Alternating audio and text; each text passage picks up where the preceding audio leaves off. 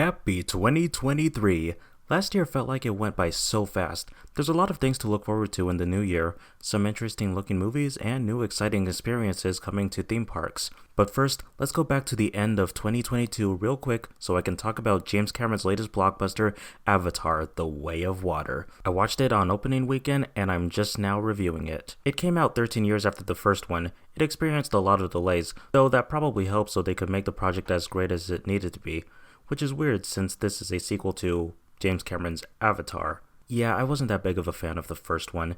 It was okay, but not something I would call memorable, and it kind of baffles me that this is the most successful movie of all time.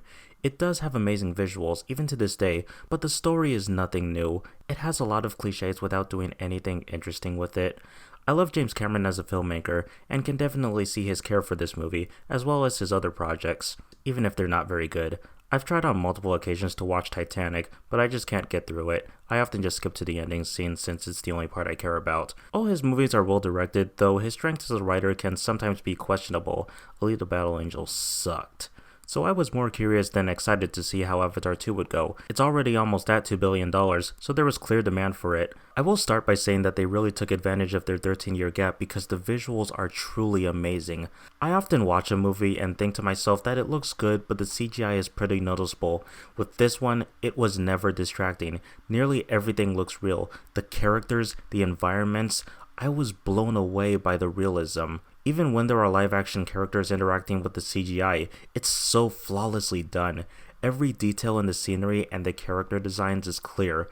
The Na'vi are super expressive, showing that motion capture is still a great tool to capture an actor's performance. When you have a movie that's 90% CGI, you want to make it look as great as it can be. And they really did an excellent job here, especially in the water scenes.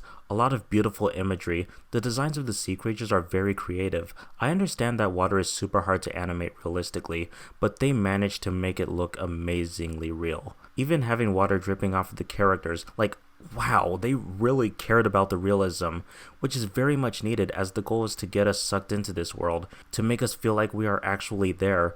That's why watching it in IMAX 3D is the right way to go. The whole 3D concept may not be as popular as it once was, but there are occasions when it is still useful. So the VFX are spectacular, that was to be expected. So how is the story? Well, in a lot of ways, it's kinda similar to the first movie with the characters trying to protect their tribe, and it can get pretty cliche at times. They even brought back the villain of the first one, the Colonel, whose memories were stored into a Navi's body in order to complete his mission. I rolled my eyes at the idea at first because it just seemed like they couldn't figure out some kind of new conflict, but I ended up not hating it in execution. They do more with his character this time, even humanizing him, especially when it comes to him and his son, who I will talk about later on. He also has some entertaining moments and definitely feels more like a threat here. Would I have preferred if he had stayed dead? Yes, but they did their best to justify him remaining in the story. The other main characters are back as well. We got Sam Worthington back as Jake Sully and Zoe Saldana back as Neytiri. Both of them are parents now, and it's really interesting to see them trying to protect their family. Jake is shown to do whatever it takes to make sure the people he loves don't get hurt, having to make tough decisions and fighting for his life. He cares a lot for his people. I'm disappointed with how little Neytiri got to do though. In the first movie, she had quite a lot of memorable moments that have stuck in my mind for quite a while. In this one though, well, let's count how many memorable moments she has. Yeah, the truth, sadly. Actually, she has one pretty badass moment towards the end, so let's raise the counter up by one. But overall, I felt like she was sidelined in this movie. It's a shame because Zoe Saldana gives a really powerful performance. The rest of the characters, like Jake Sully, as well as the kids, except for Took, have a lot of good moments though. Speaking of the kids, I was surprised by how easily likable they are, except for Took. They each have their own personalities, making them stand out from each other. It was easy to connect with them on an emotional level. Except for Took. Sorry, I really don't like Took. They give great performances as well. They even brought back Sigourney Weaver, who played Grace in the first movie, to now play her daughter, Kiri, though I did find it a little distracting hearing a grown woman's voice coming out of a teenager. I thought I could look past that, but I couldn't. It was actually quite hilarious. But anyway, I'm done talking about the Na'vi kids. Let's talk about the one human kid in the movie, Mowgli. Tarzan. Spider. Yeah, Spider. He's the son of Colonel Courage, who I brought up earlier. He's a fine character, but he seems more like a plot device than anything. He also makes some questionable decisions, like he does something at the end which was really irresponsible. I know there are people who argue in defense of it, but when you see what's at stake, it's quite a terrible move on his part. There are other criticisms I have as well, like the movie is too long. It really didn't need to be. The scenes themselves are necessary for the story, showing the characters adapting to this new environment, but my problem is they can often drag on longer than necessary. Most of the time, it just seems like they're really trying to show off how advanced the visuals are. That was an issue I had with the first one as well. While not a bad movie, it felt like style over substance. For Way of Water, this was mostly felt in the middle. The climax also went on for a long time, but it was consistently exciting. I kept worrying for the characters.